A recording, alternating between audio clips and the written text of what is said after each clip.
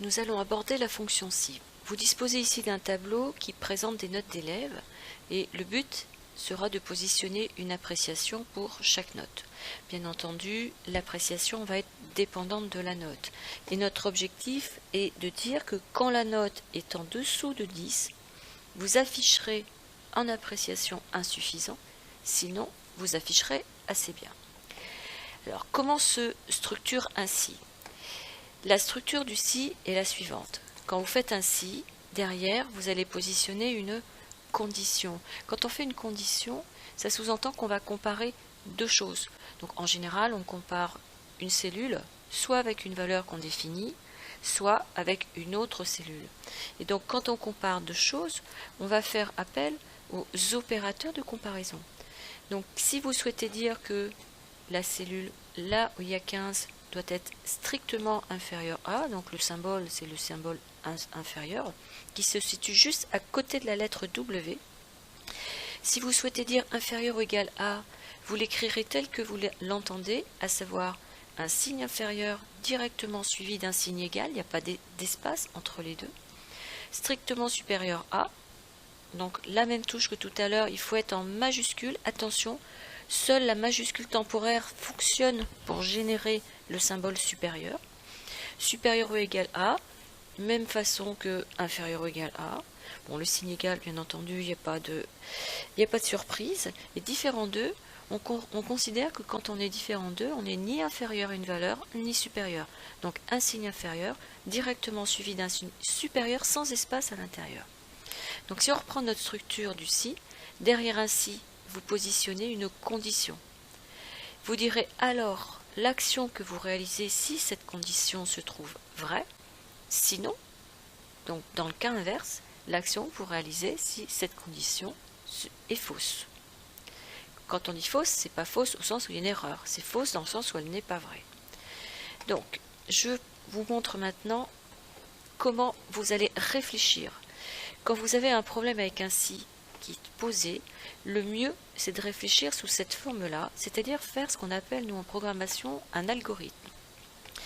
Donc si je vous montre l'algorithme ici à générer, c'est de dire si, derrière je vous ai dit qu'il fallait une condition, et quand vous positionnez votre condition, ne pensez pas avec les cellules, donc ne mettez pas à 2, mettez directement l'intitulé de la colonne, c'est plus simple pour réfléchir.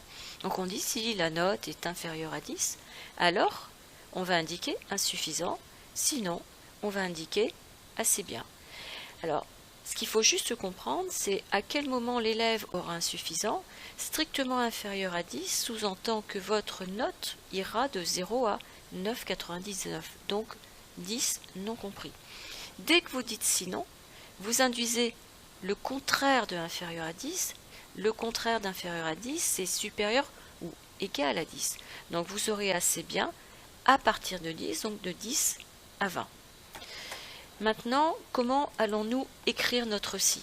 Donc pour écrire le si, je me positionne ici, je vous expliquerai ça après. Vous tapez simplement égal si comme on l'a fait pour les autres fonctions, double-clic dessus, et vous demandez de l'aide à Excel. Donc on clique bien entendu sur FX. À partir de ce moment-là, vous avez l'assistant fonction qui s'affiche. Nous avons écrit tout à l'heure dans notre algorithme si la note est inférieure à 10. Donc ça, bien entendu, ça va correspondre à votre condition. Donc ici, surtout, ne tapez pas note. Note, Excel ne comprend pas, ça n'existe pas pour lui. Donc bien entendu, vous allez cliquer sur la cellule A2 puisque vous êtes en train de faire l'appréciation de cette note-là. Donc j'appuie sur inférieur, je tape 10. Excel me dit que c'est faux. Donc là, pas d'erreur, vous n'avez pas faux.